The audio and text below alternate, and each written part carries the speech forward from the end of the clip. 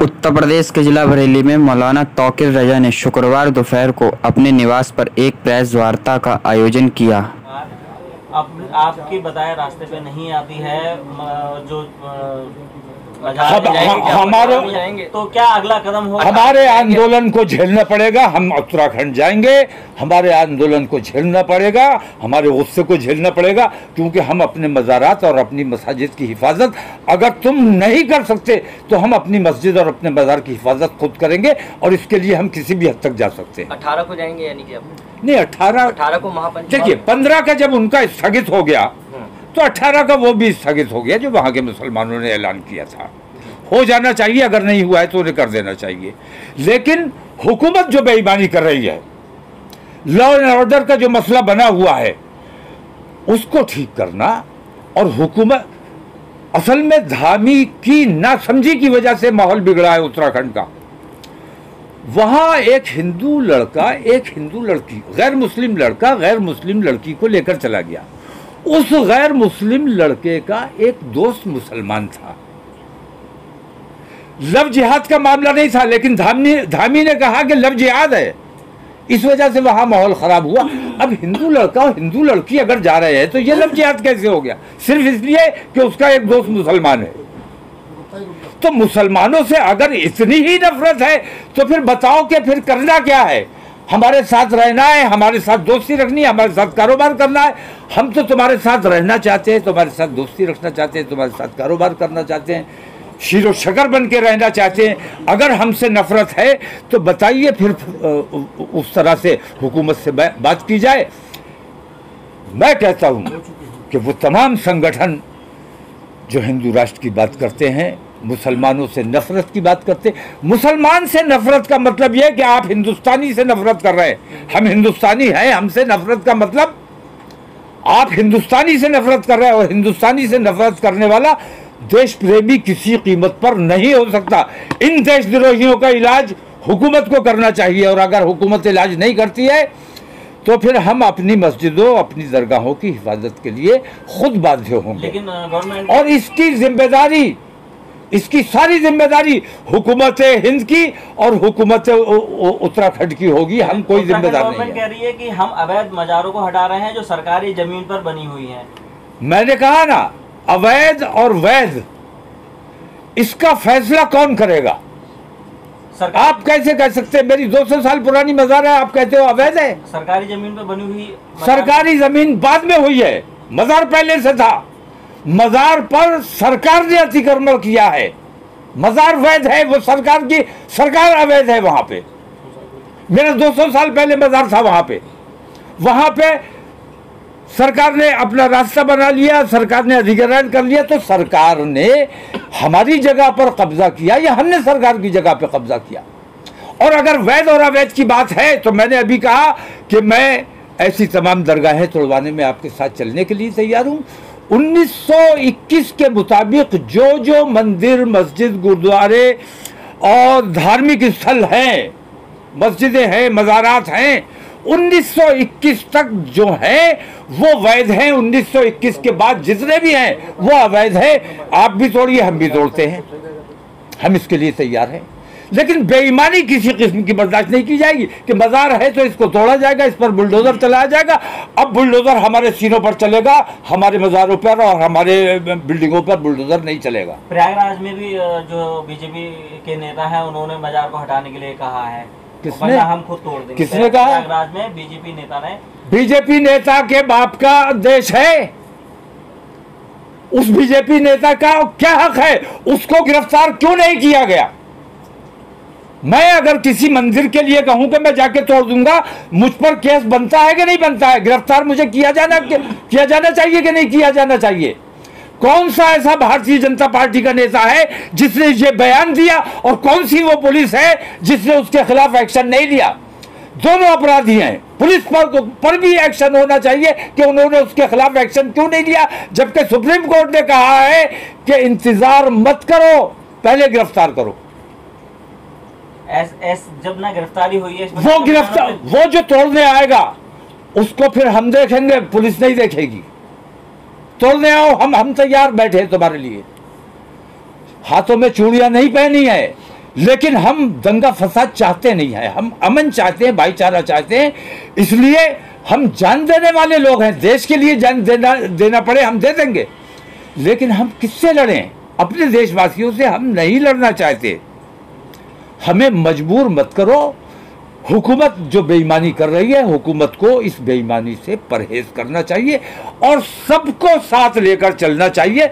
हमें कुछ मत दो, लेकिन हमारे साथ अन्याय मत करो। जो हमारे पास है वो हमसे छीनने की कोशिश मत करो। लेकिन सरकार कह रही है, चलिए बहुत शुक्रिया, बहुत लंबा हो गया भाई। नगर निगम के चुनाव में भी भाजपा कह रही है कि हमको बहुत वोट मिला है मुसलमानों का, मुसलमानों के साथ है, मुस्लिमों के बल पे हमने सरकार बनाई है इस बार। उन्होंने सरकार जिस बल पे भी बनाई हो, मुसलमानों का समर्थन है इसलिए कि मज़ार तोड़ो। उन्हें जो मुसलमानों का समर्थन है वो इसीलिए है ना कि मज़ार तोड़िए, मस्जिदें तोड़िए, मुसलमानों के घरों पर बुलडोज़र चलाइए, इसीलिए है उनको समर्थन। मैं कहता हूँ, मैंने बार बार कहा, पहले भी कहा, आज फिर कह रहा हूँ कि भारतीय जनता पार्टी अपना थोड़ा सा तरीक़ा बदल ले तो हमारी किसी से रिश्तेदारी नहीं है। भारतीय जनता पार्टी अगर सबका साथ और सबका विकास वाली जो बात कहती है उस पर ज़मीनी तौर पर अमल करना शुरू कर दे तो हमारी बाकी कांग्रेस वालों से या और किसी से रिश्तेदारी नहीं है। लेकिन भारतीय जनता पार्टी को अपना तरीक़ा बदलना पड़ेगा। मुसलमानों ने अपने मज़ारात, अपनी मस्जिदें तोड़वाने के लिए उनको वोट नहीं दिया है। जी नया कर लीजिए। जी बता दीजिए आज का प्रेस कॉन्फ्रेंस।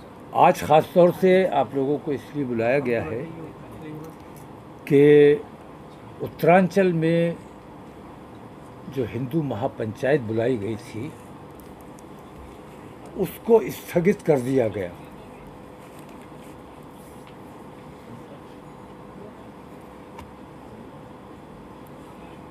मेरा इस सिलसिले में कहना ये है कि उत्तरांचल में जो कुछ हो रहा है वो पूरे हिंदुस्तान में ये लोग दोहराना चाहते हैं। उत्तरांचल को मॉडल बनाना चाहते हैं, उत्तराखंड को। तो मुस्लिम महापंचायत अगर 18 का ऐलान ना किया गया होता तो हुकूमत ये फैसला नहीं लेती कि 15 की जो इनकी रैली थी उसको स्थगित किया जाए। मैं आप लोगों के ज़रिए हुकूमत तक ये बात पहुंचाना चाहता हूं कि हमें मजबूर मत करो कि हम तुम्हारे किसी एक्शन पर रिएक्शन देने पर मजबूर हो जाएं। अगर हुकूमत ने पहले 15 तारीख के ऐलान वालों पर अंकुश लगाया होता, उनको रोकने की कोशिश की होती या उन पर दबाव बनाया गया होता कि भाई इस किस्म की चीज़ों से माहौल ख़राब होगा, तो हमें 18 का ऐलान नहीं करना पड़ता। और अगर हम 18 का ऐलान नहीं करते तो हमें यकीन है कि 15 का प्रोग्राम इनका ये स्थगित नहीं किया जाता, इस पर पाबंदी नहीं लगाई जाती।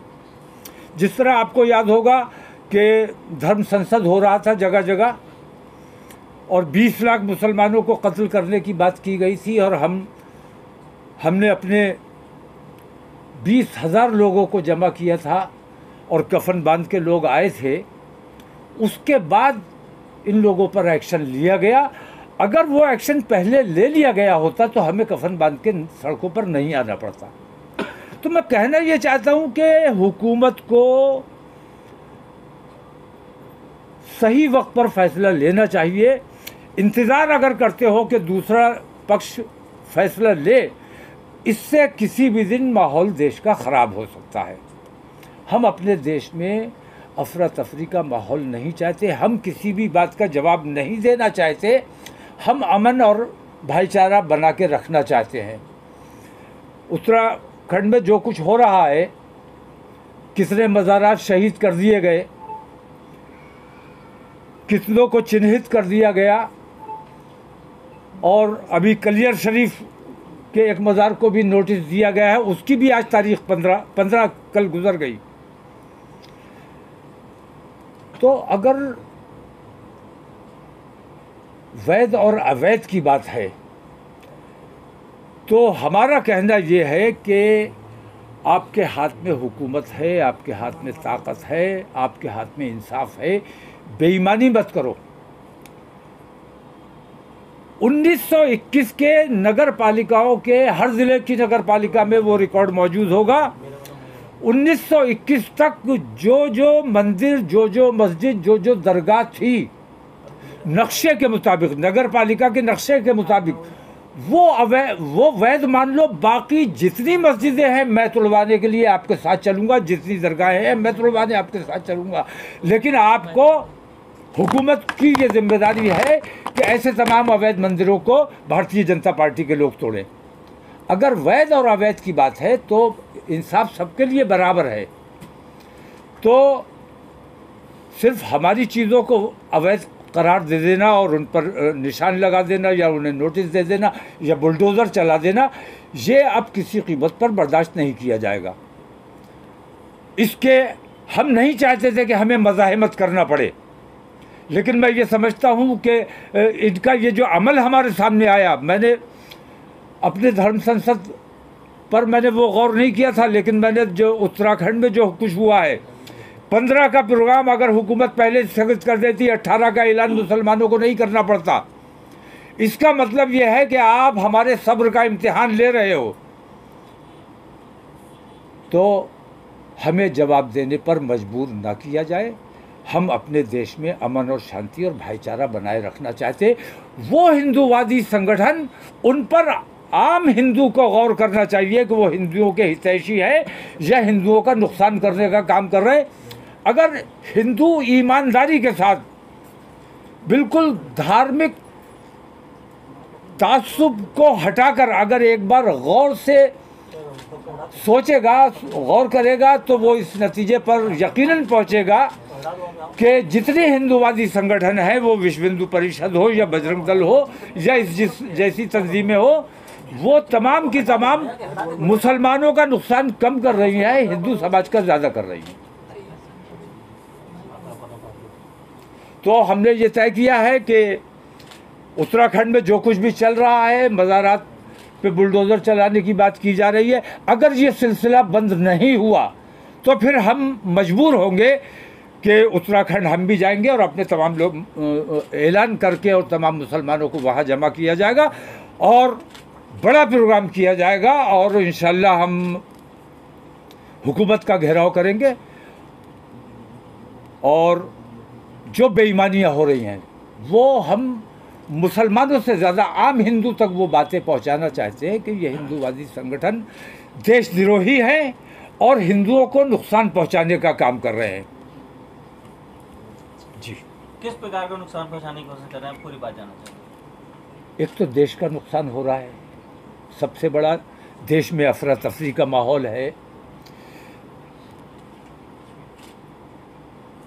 मुस्लिम बेटियों को भगाने का 2 लाख रुपए इनाम दिया जाएगा, 3 लाख इनाम दिया जाएगा, नौकरी दी जाएगी, मुसलमान लड़की को लेके आओ, खाने पीने का इंतज़ाम किया जाएगा, मकान का इंतज़ाम किया जाएगा। मैं ये कहता हूँ कि हिंदू समाज को उन जमातों से ये सवाल करना चाहिए कि हमारे बच्चे जब मुसलमान लड़कियाँ लेकर आएंगे तो हमारे अपने घर की बेटियाँ जो हैं वो तो बैठी रह जाएंगी। उन बेटियों का अधिकार है उन हिंदू लड़कों पर जो शादी के योग्य हैं। तो ये हिंदुओं का नुकसान मुसलमानों का नुकसान नहीं है। और हुकूमत जहाँ जहाँ ये समझती, जैसे यूसीसी की बात आजकल बहुत ज़्यादा चल रही है, हालांकि ये तमाम चीज़ें चुनावी स्टंट हैं और बीजेपी सिर्फ चुनाव के लिए काम करती है। उसको न देश के नुकसान से मतलब है, न देश के फ़ायदे से मतलब है, न हिंदू मुस्लिम एकता जो टूट रही है, जो नुकसान देश का हो रहा है, उससे उसका कोई मतलब नहीं। उसको सिर्फ अपने वोटों की राजनीति करनी है कि कैसे ज़्यादा से ज़्यादा वोटों का लाभ हासिल किया जा सके। यूसीसी मैं अलग ऐलान कहता हूँ और मैं अपने मुसलमान भाइयों से भी कहता हूँ कि यूसीसी की मुखालफत करने की कोई ज़रूरत नहीं है। मैंने देखा है भारतीय जनता पार्टी वाले लोगों को उकसाने का काम कर रहे हैं कि विरोध कीजिए, विरोध करवाने का काम किया जा रहा है कि आप विरोध करेंगे उसी से माहौल बनेगा, उसी से हिंदू समाज की नज़र में आएगा कि हम कितना बड़ा काम करने जा रहे हैं। मैं तमाम मुसलमानों से ये अपील करता हूँ कि यूसीसी की मुखालफत ख़ास तौर से इसलिए भी नहीं की जानी चाहिए कि यूनिफॉर्म सिविल कोड जो है वो मुसलमानों से ज़्यादा हिंदू जितने कबाइल हैं, जितनी बिरादरियां हैं और दूसरे सूबों के लोग हैं, उन लोगों को ज़्यादा नाकाबिल कबूल है। लेकिन वो लोग खुद इसलिए कुछ नहीं बोल रहे कि उन्हें मालूम है कि मुसलमान विरोध करेगा और उस विरोध का लाभ हमें मिलेगा। मैं मुसलमानों से कहता हूँ, एक बार विरोध जिनका नुकसान हो रहा है उनको करने दीजिए, हम उनका साथ देने के लिए तैयार हैं, लेकिन विरोध की कमान हम अपने हाथ में लेने को तैयार नहीं है। जिनके धार्मिक या सामाजिक जो रस्म रिवाज होते हैं उनको ठेस पहुंच रही है, उनको नुकसान हो रहा है, उनको आगे आना चाहिए और उनको इन चीज़ों का विरोध करना चाहिए। मुसलमानों से मैं अपील करता हूं कि यूसीसी का विरोध बिल्कुल ना किया जाए। लेकिन लव जिहाद की अगर बात की जाए तो लव जिहाद के मामले लगातार लव जिहाद लगातार झूठा बहतान है और ये ऐसा ही बहतान है जैसे 2014 से पहले लगातार हमारे ऊपर ये इल्ज़ाम लगाया जाता था कि हर बम ब्लास्ट के बाद मुसलमान बच्चों को पकड़ा जाता था और कहा जाता था कि मुसलमान आतंकवादी है। मैं कहता हूँ 2014 से पहले अगर मुसलमान आतंकवादी था तो वो आज आतंकवादी क्यों नहीं है? उसकी वजह यही है कि वो इल्ज़ाम हमारे ऊपर झूठा था। अगर हम उस वक्त आतंकवादी होते तो इस वक्त भी आतंकवाद कर रहे होते, लेकिन जो उस वक्त आतंकवाद कर रहे थे उन्हें उस आतंकवाद का लाभ मिल गया और वो उसका फ़ायदा उठा रहे हैं। तो लव जिहाद का जिन लोगों ने नाम दिया है, असल में वो भगवा लव ट्रैप है जो बाकायदा मुहिम की शक्ल में चलाया जा रहा है और ये कहा जा रहा है कि नौकरी दी जाएगी और इनाम दिया जाएगा मुसलमानों की लड़की लाने पर। हमारे यहाँ सख्ती से ये पाबंदी है। मैंने तो ये बात बार बार कही है, अपने उलमा की बैठक में भी ये बात कही है कि ऐसे किसी शख्स का निकाह नहीं पढ़ाया जाएगा जो हिंदू लड़का मुसलमान लड़की के इश्क में आएगा या मुसलमान लड़का हिंदू को लेकर आएगा, हिंदू लड़की को लेकर आएगा, उसका निकाह नहीं पढ़ाया जाएगा। वो तमाम लोग जो इस्लाम से मुतासिर होकर इस्लाम को पढ़कर इस्लाम में दाखिल होना चाहते हैं उनका स्वागत है, लेकिन अपनी जिम्मेदारी पे आएंगे वो, और जो कानूनी प्रक्रिया है वो पूरी करके आएंगे। उनको कलमा पढ़ाना हमारी जिम्मेदारी है और हमने पाबंदी लगाई है कि ऐसा लड़का अगर हिंदू लड़की को या किसी गैर मुस्लिम लड़की को लेकर आता है तो उसका नहीं बल्कि उसके घर वालों का भी बाइकआउट किया जाएगा। मौलाना साहब, आज ही दिल्ली से एक लड़की भाग के लेके आया, हिंदू लड़की, और आगरा में आके उसने निकाह पढ़ा है, उसे पुलिस ने अभी हिरासत में लिया है, तो क्या कहेंगे? ठीक है, नहीं, मुसलमान बहुत बड़ा समाज है। हमने हत्तल इम्कान अपने नौजवानों को कंट्रोल करके रखा है, हमने हत्तल इम्कान अपने लोगों को समझा के रखा है कि ये काम गलत है, नहीं करना है और तुम्हारा निकाह नहीं पढ़ाया जाएगा। आगरा में कौन मौलवी होगा, मैं देखूंगा कि कैसे उनका निकाह पढ़ाया जाता है। गिरफ्तार हो गए वो तब तो बात ख़त्म हो गई, लेकिन बड़ा समाज है, बहुत कुछ नालायक हर समाज में होते हैं। उस एक लड़के की वजह से पूरे समाज को ख़राब कह देना या ये कह देना कि हम कोई ऐसी मुहिम चला रहे हैं, ये इल्ज़ाम है हमारे ऊपर। लव जिहाद नाम की कोई चीज़ हमारे यहाँ नहीं है। लेकिन केरल में, उत्तराखंड में, पश्चिम बंगाल में ऐसे तमाम मामले सामने आए हैं, लोग पकड़े गए हैं और कबूला है उन्होंने कि इसके लिए हमको फंड मिलता है हिंदू लड़कियों को। झूठ तुमने खुद झूठ करवाया है ये। जैसे भारतीय जनता पार्टी की मीटिंग्स में मैंने देखा है, नरेंद्र मोदी की मीटिंग्स में मैंने देखा है, बुर्का पहने हुए औरतें आगे बैठी हुई है और उनकी सच्चाई ये थी कि वो बुर्के के अंदर मर्द थे। ऐसे ही झूठे लोगों से बयान दिलवाकर, ये झूठ हमारे ऊपर कतई बहतान है। किसी किस्म की कोई फंडिंग नहीं, हम गरीब लोग हैं, हम कहाँ से पैसा लाएंगे, कहाँ से इन लोगों को की सरपरस्ती करेंगे। हमारे ऊपर ये झूठे इल्ज़ाम लगाना बंद करो। तुम्हारे पास जो फंड आ रहा है हिंदू समाज के उत्थान के लिए उस फंड का इस्तेमाल करो, इस किस्म की बेईमानियों में खर्च मत करो। अच्छा मौलाना साहब, एक सवाल ये भी है कि क्या मुसलमान को उर्दू के अलावा कोई दूसरी तालीम पढ़ने का अधिकार है या नहीं है? हुजूर नबी करीम अलैहिस्सलातु वस्सलाम ने फरमाया कि इल्म हासिल करो, और इल्म हासिल करने के लिए अगर चीन तक जाना पड़े, चीन में कोई इल्म दीन नहीं है, उर्दू नहीं पढ़ाई जाती है। मतलब कहने का यह है कि हर किस्म का इल्म मुसलमानों को हासिल करना चाहिए। अंग्रेज़ी भी पढ़ना चाहिए, संस्कृत भी पढ़नी चाहिए, दूसरी ज़बानें भी पढ़नी चाहिए, लेकिन आपकी तरह ये तासुब नहीं करना चाहिए कि उर्दू मुसलमानों की भाषा है, हिंदू हिंदुओं की भाषा है। मैं हिंदी जानता हूँ, हिंदी बोलता हूँ, और हिंदी बहुत से हिंदुओं को पढ़ा भी सकता हूँ, तो मैं हिंदू नहीं हो जाऊँगा। और आप अगर उर्दू पढ़ लोगे तो आप मुसलमान नहीं हो जाओगे।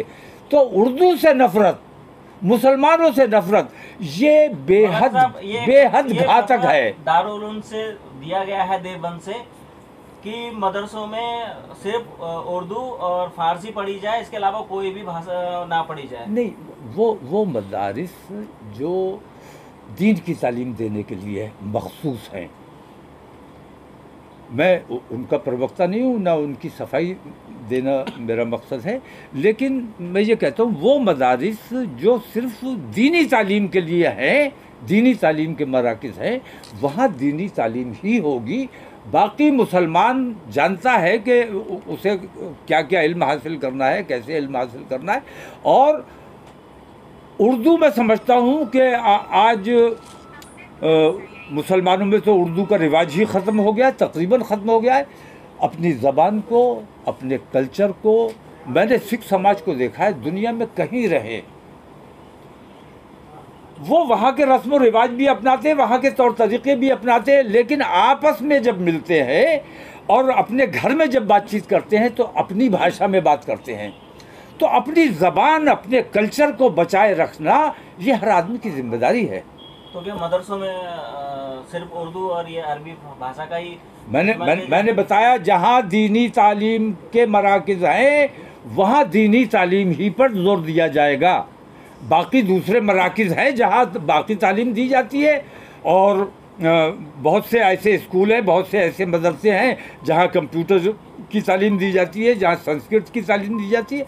तो ऐसी तमाम चीज़ों को मुद्दा बना के हिंदू समाज की नज़र में मुसलमानों को दोषी ठहराने की जो कोशिश हिंदुस्तानी मीडिया की रहती है, ये मैं समझ। और आज भी जो कुछ भी मैं बोल रहा हूँ, देश हित में बोल रहा हूँ, देश प्रेम में बोल रहा हूँ। मैं देश में एकता और भाईचारा चाहता हूँ, लेकिन मैं जब भी बोलता हूँ मैं अपना कलेजा भी निकाल के रख दूँ, लेकिन आपका एंकर यही कहेगा कि भड़काऊ मौलाना ने फिर भड़काऊ बात बयान दिया।